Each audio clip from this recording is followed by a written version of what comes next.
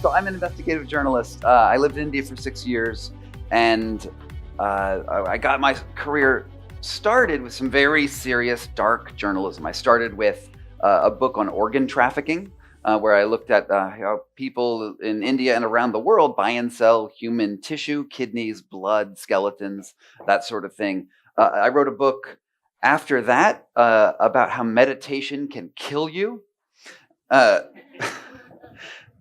How you can get caught up in some guru who has these ideas that sound so appealing, offer you things like miracles, like siddhis, that are so appealing that you can get caught up and go mad at this. And I found so many cases of people. A lot of foreigners come to India and like are really, really sure that they are Bhagwan, and they wear bindis and they're in saris, and they just never end up levitating. But some of them do end up in mental institutions. Actually, there's a mental institution in Delhi that gets 100 a year, who are hospitalized because they go crazy following one false guru or another. No names I will give right now. And I followed the stories of people who actually died doing this. And when this works, can you guys let me know when you get the sound figured out? Because then we'll run the video. And then I saw this photo of a guy that looked a little like the cover of this book. Can you guys see that? I can pass this around. And he was this like, at this point I'd come back from India. I moved to Los Angeles. I was 33 years old. And there was this picture of this guy sitting on an iceberg somewhere north of the Arctic Circle, and he was in a bathing suit. And there was something about it to me that screamed wrong in every single way. And I Googled him, I sort of did some internet research, and it turned out his name was Wim Hof.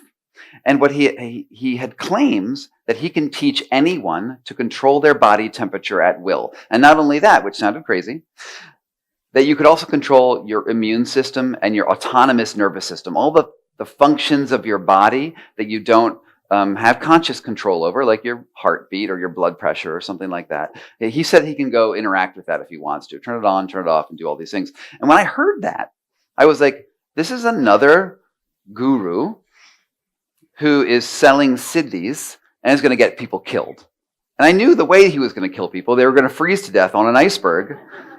And he wasn't very well known at this point. And I said, okay, great. I would like to debunk yet another guru.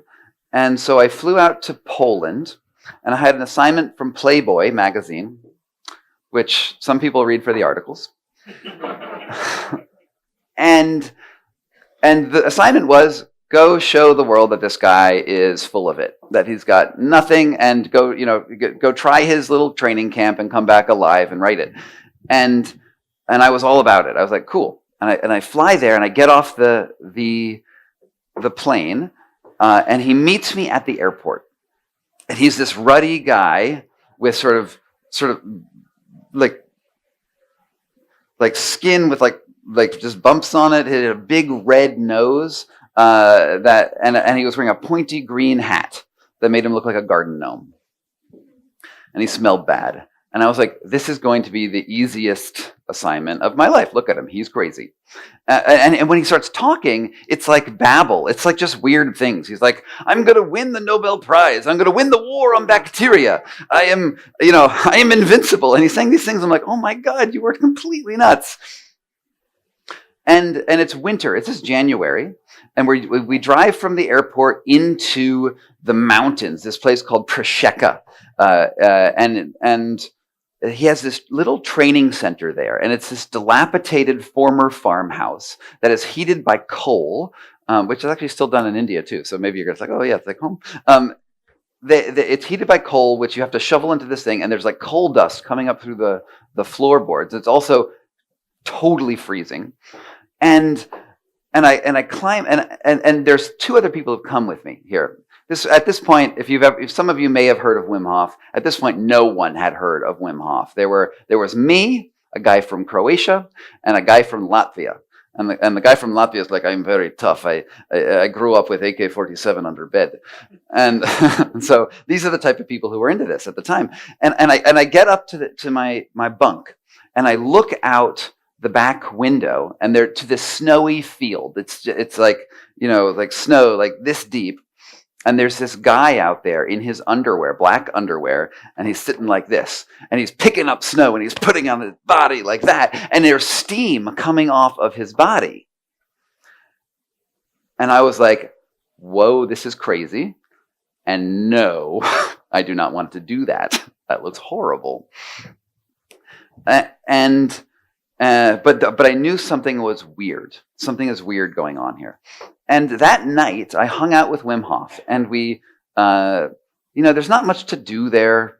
There's barely electricity. We brought out a game of chess, and we played some chess, and over this game, we're talking and sort of like, I can beat you at chess, and you can beat me at chess, and I beat him at chess. But there was something about him that was very genuine.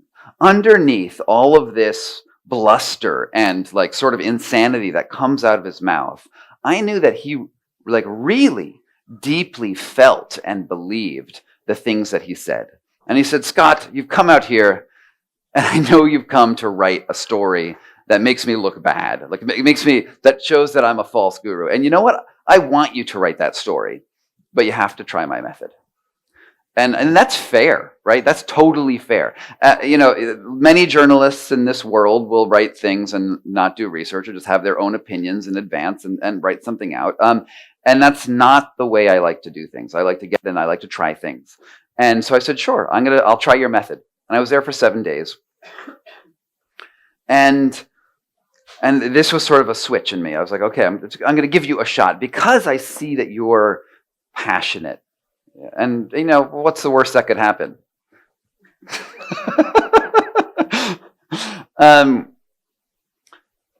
So what I did is the next morning, he teaches us his breathing method. It starts with a basic breathing method, nothing with cold, although it is very, very cold in his house, and we actually get it under sleeping bags. And we're on this floor that looks like, just a small little room. And he says, start doing this breathing. And it's what he calls superventilation, which means fast. And you do that for a while, like a minute or two. And then you exhale. And hold it. You hold on empty lungs, and you get dizzy. Your fingers tingle. And you guys are all thinking, that is just pranayama, sir. And you know what? It is. It's totally stolen from every other tradition that does this stuff. But bear with me here. So I do this thing. I'm getting tingly. I'm lying down, and I'm holding my breath. And I knew that before I knew something about this training. So I tried holding my breath before, and I could hold my breath like, 30 seconds, something like that. And the first round of breathing, exhale with empty lungs, I hold my breath for like 45 seconds or a minute, something like that. And I thought, whoa, this is weird. And then you keep doing rounds. The second or third round, I'm holding it for 2 minutes. After 20 or 30 minutes of doing this, I can hold my breath for 3 minutes. And with no training, this is just me doing this breathing stuff. And then he says, okay, you felt sort of the beginnings. Now let's do one more round. Let's do one more round of breathing. And I want you to exhale. And instead of just holding your breath, I want you to do push-ups. So with empty lungs. And start doing push-ups. And at this point, I could do 20 push-ups. That's where I was physically. Do not laugh. That's where I was. I could do 20. When I did this breathing, I did 40. I did 40 with empty lungs. I did 40 without breathing, and they were easy. And this is the moment where I was like, okay, there's something here that I really need to understand. Because these techniques showed me a part of my body that I wasn't really aware of. And this is not magic. There are principles for why this works. And I have a book that explains some of this stuff. You should buy. and what you're doing in this breathing thing, other than just the hyperventilating and the push-ups, is you're trying to expand that moment of stress that you get to. That moment of where, like, oh no, I need to gasp. Like that, you know exactly what I'm talking about here. And you're trying to just expand that, and then show your body that its anticipation of what it should be able to do is not necessarily accurate. You're sort of trying to trick your body of where that stress point really is. What's the difference between like me saying, "Oh my God," and damage or death? Right? We have conservative bodies. And I'm trying to like narrow that margin to find roughly where the true limits are and not push over it at all. Never do that because you'll die. The next part of his method is the one that I had seen when I got there. So, okay, Scott, now you go out and you go into the snow and you do the same thing. We're going to go stand in the snow and we're going to do this. We're going to stand like this. And you're going to be barefoot in your underwear in the middle of the winter, in the middle of the Polish winter, the middle of the winter that stopped the Nazi army in Germany, that winter. You're going to go outside and you're going to be in your underwear and you're going to stand there in the snow and you're going to stand as long as you can. And then we'll go inside. And by the way, it's going to hurt. And so I'm like, great, this sounds awesome. Why am I a journalist? Walked outside, I stood in the snow, and I had never, ever in my whole life before had my feet touch ice, touch snow. It never occurred. And do any of you in this audience think that sounds like a fun thing to do right now? Yeah, you're like, we are in India. You know where we are? We are in Bombay, man. Stand in the snow and it feels like fire. It feels like I'm burning up. It's painful. It's like immediately I'm like, I really do not want to be in here. And I wait and I make it 5 minutes before that sensation is overwhelming. And I have to go inside to his sauna and warm up because I'm just like panicky. I'm out. It's really, really quite difficult. And then when I get into the sauna, it hurts even more. It's like you go from really cold to like doubly painful because now that heat feels like so intensely hot. And at the end of this, he says to me, okay, you did good. This is the way it is. Like, this is how you enter into this experience. Tomorrow will be better. And so the next day we do the same thing. We do the breathing in the morning and we do the standing in the snow. And instead of 5 minutes in the snow before that panicky, horrible feeling comes in, I can stand there for 10 minutes. And I'm okay until 10 minutes. And I'm like, I have to go back. And it's horrible in the sauna. And it's terrible. And blah, blah, blah. Third day, it's a half an hour. Fourth day, it's 45 minutes. Fifth day, I climb up a mountain in my bathing suit, feeling warm the entire time. It's a ski slope there. And it's 8 hours at 2 degrees Fahrenheit, which is like negative, someone could do the math, but it's like somewhere around like negative 15 Celsius. And I climb up, I'm on the mountain for 8 hours and I feel warm. Something happened that switched me over from being totally unable to deal with this really intense sensation to something that's like, okay, yeah, it feels good. In addition to that, we're dunking ourselves in ice water. There's this mountain stream near his place. You dunk yourself in ice water, then you sit on the bank of that river, and you sit until the snow melts around you. You've heard of like Tibetan monks doing this stuff, right? This is out there. Yeah, I did that after like 4 days of training. It blew my mind. It totally blew my mind. And the question here, and why this is really actually interesting at all, is this a power that comes down through some mystical meditation, the force, is this prana coming in to my body? Or is there another explanation for what was going on? And hey, I'm open to some prana stuff. We can talk about that. But what what another explanation, which is one that I find very compelling, is also that we as creatures that have evolved on this earth, evolved with powers that mammals have to deal with constantly changing environments. These are not superpowers, these are human powers. All of us have this. Our species, Homo sapiens, that's us, all of us, came out of Africa 300,000 years ago. Before that, life on this planet went from single cellular to multicellular 800 million years ago, and life on this earth has been around for about 3.5 billion years. In that time, every organism has one thing to deal with, which is a changing environment. There are highs and there are lows. There's pressure, there's changes in pressure, there's changes in air quality, there's changes in all sorts of things. And if the organism cannot adapt to those changes, that organism is screwed. That organism is not going to pass on its genes, and it's not going to get selected for. Now, fast forward from those changes. Our 300,000 years ago, the African savanna, it's 100 degrees, 110 degrees in the day, drops down to Celsius. It's like 44 degrees in the day, and it's like 25 or 15 at night. I have no idea. It's cold at night and it's hot in the day. And your body has to do this. It has to adapt to these changes. Fast forward to you and me. We live in a time where we have technological mastery over our environment. We live at whatever room temperature is. In America, it's 72 degrees. But we have this place where we feel comfortable. And we're inside, and it's like flip on the AC.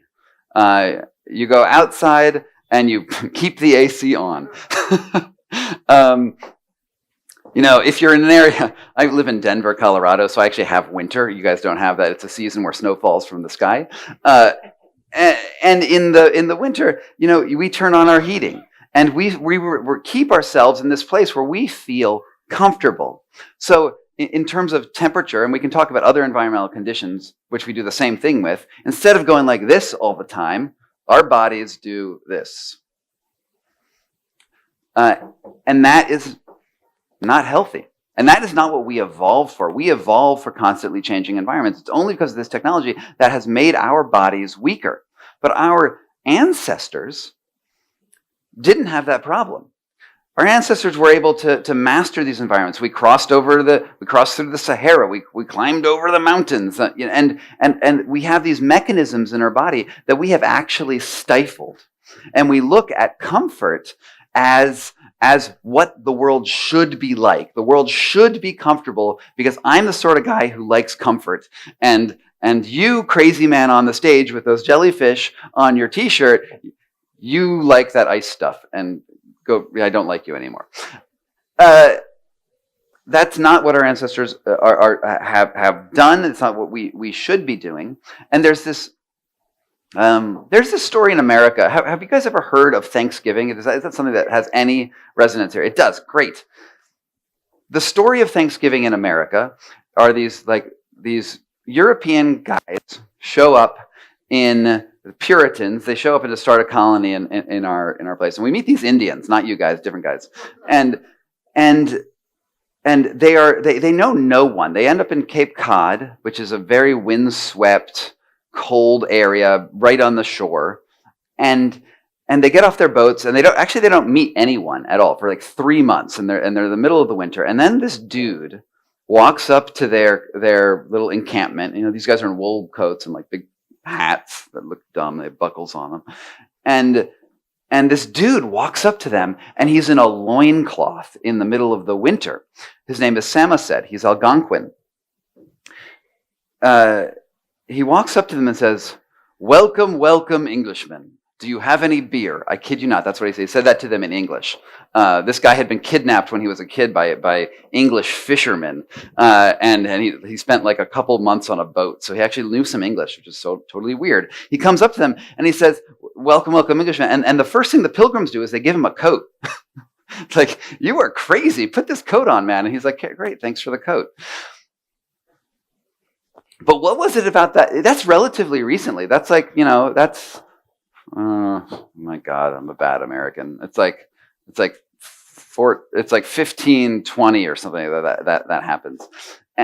And I hope this isn't on the internet because I know I got that date wrong. But even then, at that time period, you can see that total difference. Like this man is able to deal with the environment, and the pilgrims were not. And one of the reasons why this happened is the Algonquin at that time raised their children in a different way than the Europeans did. The Algonquin would take their babies really young and put them in snowbanks for 15 minutes a day, roughly, and then bring them back into their nice warm houses. And then every day they would do that in the winter, and they were like, this will make our children strong. This will actually expose them to the environment and make them strong. And it did.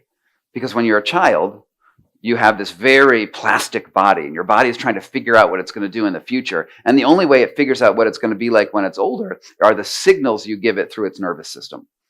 And putting it in the snowbank tells that kid, I better be good with snow, or else I'm not going to make it later in life. And there's a whole bunch of biological mechanisms that are really cool about how that works. One of them is, there's two things that happen in the cold. One is vasoconstriction, which means you have these arteries in your extremities. And along those arteries, there's muscle. And when you get very cold, which I know none of you ever have because you're in Bombay, if you were to get cold, that would hurt. And what's happening is those muscles are constricting. Thank you very much. I hear it's a good book. What happens is those muscles contract and shunt blood into your core. Same with your feet. So when I was standing in the snow, that pain I was feeling was these muscles that have never constricted in their life in any legitimate way did it, and that hurt. And the converse reaction when I was in the heat is called vasodilation. That means those things spring open. Now, if we of the modern world have this system in our body and we never ever use it, what happens to those systems? They get weak. Your circulatory system, if you do not expose yourself to variation and change, gets weak.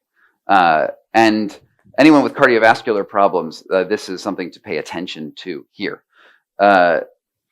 The other thing that happens is if you're in an environment where you are cold, if you feel like a shiver coming on to your body, that shiver is the experience of you wanting to heat your body. If the sensation comes into your body, you're like, it's cold, and I'm going to shiver myself warm. And the movement of your muscles makes your body warm.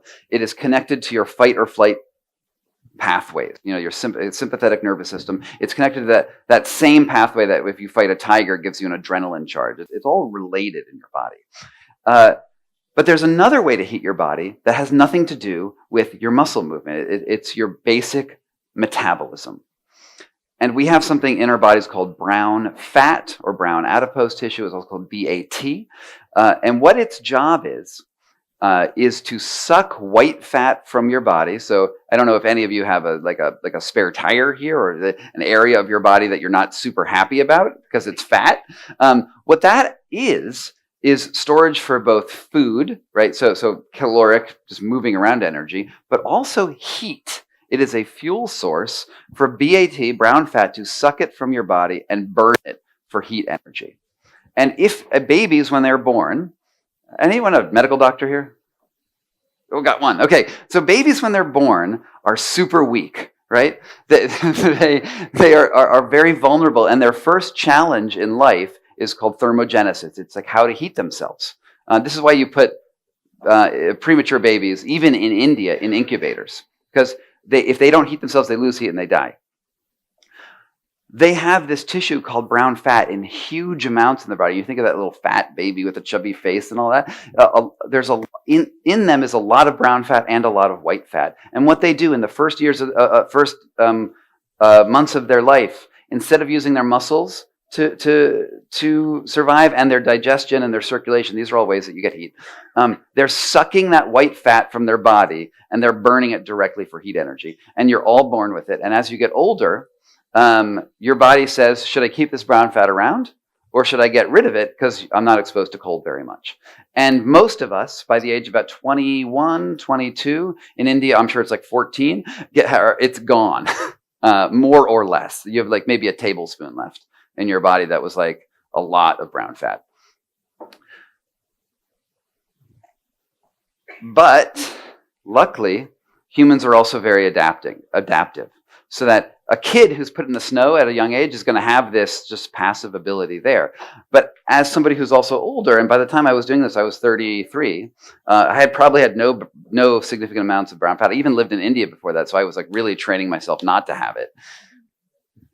By standing in the snow, by doing this stuff, I was suddenly able to relax when I'm in this snow, and I'm like, I can heat myself. I will be okay. And that's actually the method. Is when you're in the snow, when you jump into an ice bath, which you're all going to do at some point in your life now.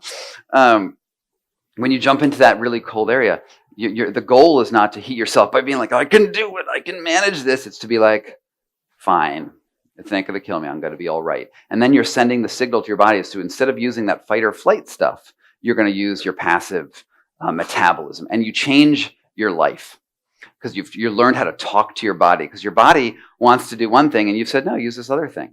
And now you gain some mastery over your body. You've gained some mastery over your autonomous nervous system. You've gained control over the parts of your body that are not, that you didn't think you could do. And here's the really amazing thing about the Wim Hof method and these broader methods is that it's not just about staying in the ice, right? This is not a method that we care. I don't care how long you can stay in the ice, and you don't care how long I can stay in this. I care about how in touch I am with my body.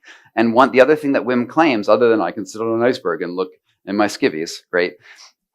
It's that I can control my autonomous nervous system. And so what he did with this claim is he went to a doctor in Holland at Radboud University, and his name is Peter Pickers, and his partner was Matthias Cox. What does that one mean? Is it 30? 30. Okay, great. I got 15 more minutes, guys. Let's go. These two doctors were immunologists. Their job was to design tests to test anti-rejection drugs. So, if you get a kidney transplant, you put that kidney into someone's body, your body's going to be like, hell no, that's not mine. And it's going to eat it, it's going to kill it, and the kidney's going to be rejected. And if you don't get it out, that person's going to die. That's because your immune system is smart, and it doesn't want someone else's body in their body long term. So what you do is you design a drug that gives them basically a mild form of AIDS. You turn off your immune system. You give them a drug that says, okay, this immune system's not going to react to this foreign body, and therefore the kidney is going to be able to hang out in the body for good, and you will now survive with this new kidney. So you need drugs that can do that. These particular scientists were the people who designed the tests for the drugs. This is really complex, but I have to sort of walk you through it step by step. What they did is and the test for this drug is that they will inject you with something called endotoxin, which means it's E. coli bacteria, which is dead. And it has in your body, when you inject it with your body, into your body, it will make you it'll make you feel sick. You'll get a fever, you'll get the chills, you'll get the achy joints, you'll get, whatever you get when you get the flu. 99% of people who get injected with endotoxin have these normal fever reactions. And those fever reactions are your primary immune system. That's your body saying, okay, we're going to go fight this. We're going to get on it. We're going to go kick out the invaders. It's good to have those responses. If you don't have those responses, you're in trouble. However, for the person who has the drug, they don't want those responses. So if they have given you one of these drugs, you should have no response to it.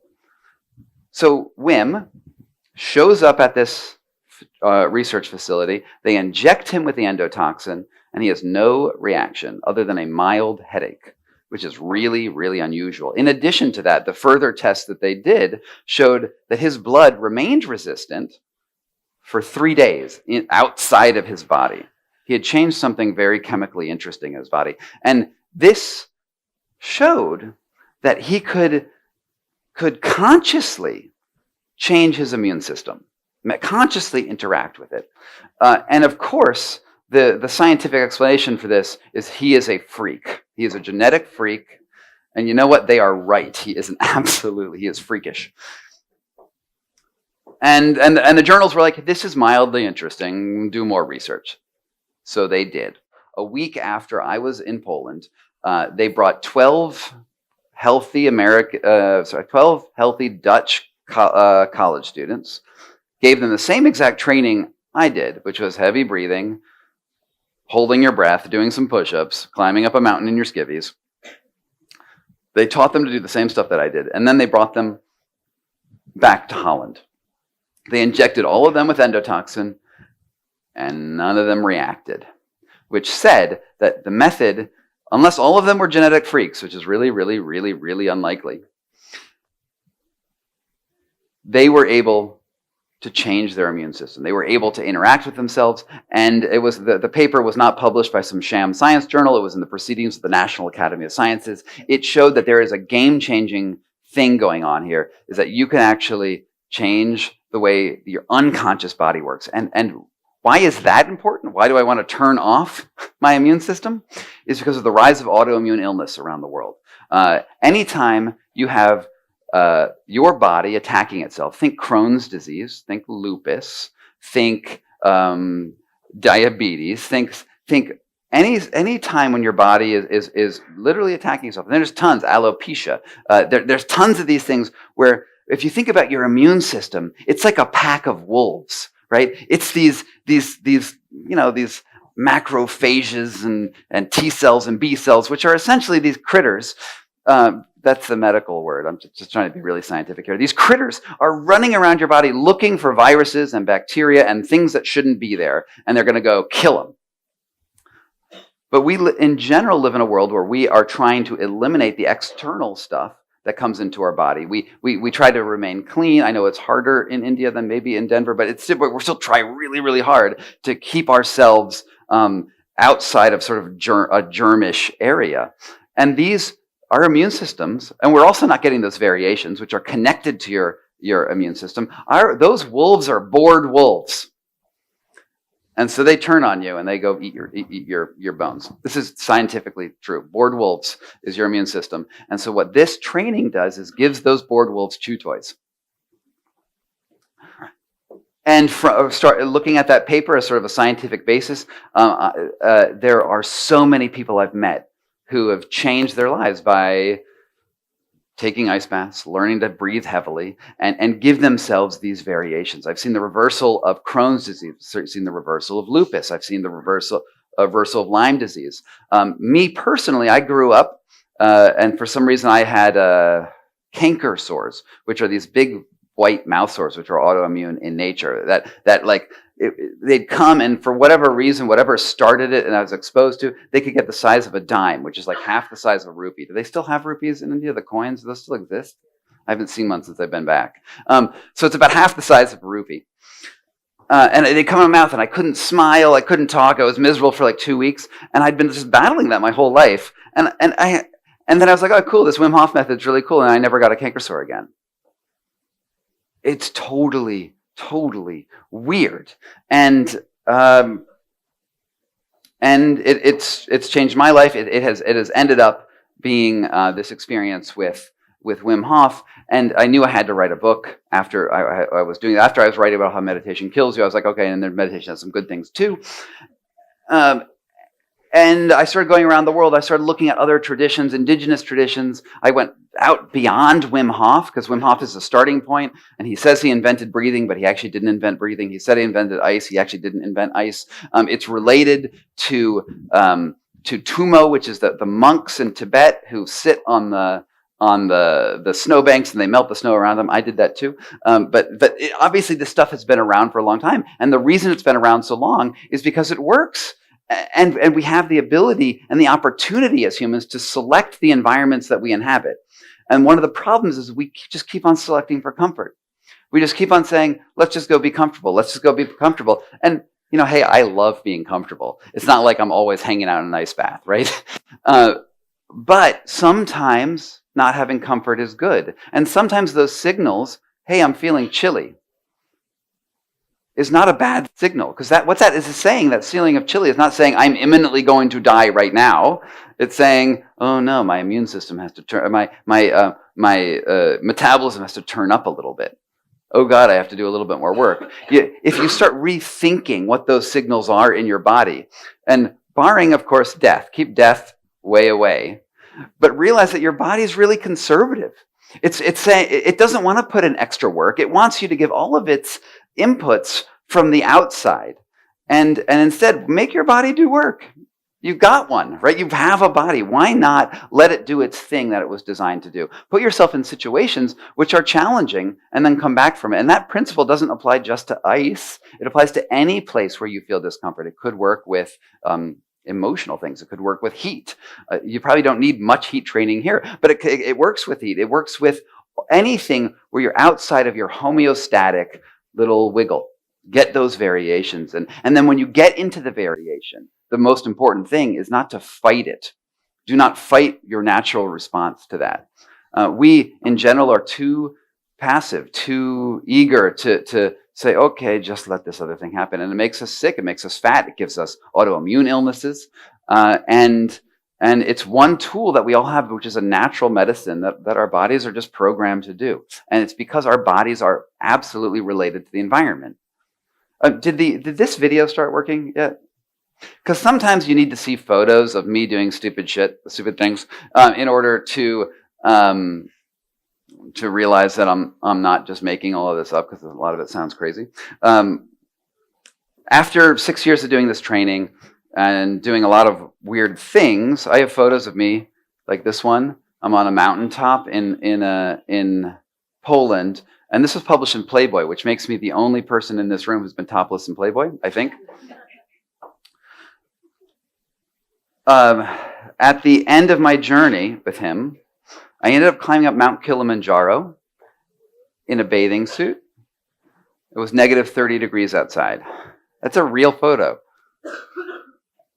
And the limits that we think in our mind, which are the limits, are not actually, it's usually just this panic response we have. We have so much more capability than we think that we do, that we anticipate. We anticipate that we are weak people. We anticipate that dude on stage is crazy, and that I, or you, God, I messed up the grammar on that. It's really confusing now.